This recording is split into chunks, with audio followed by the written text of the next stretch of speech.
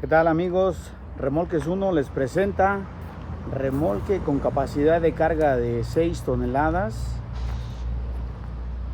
para transportar 2 racers o cuatrimotos.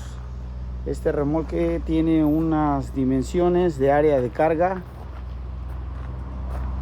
de 2.07 metros de ancho por 7.30 metros de largo.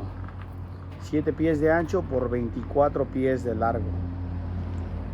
Este remolque trae 2 ejes de 8 birlos reforzados, muelles deslizables con balancín, un barandal a 40 centímetros,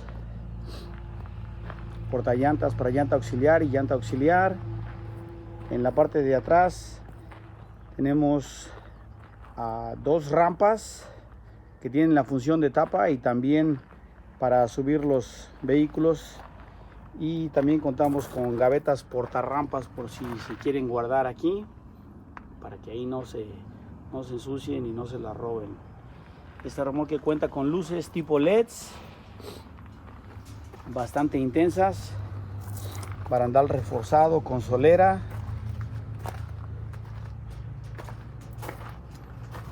traemos un canal de 6 pulgadas como base para el chasis, cuartos laterales color ámbar tipo LED, gato con pata de extensión de 7000 libras y jalón para bola reforzado Bulldog 2 pulgadas, cadenas de seguridad.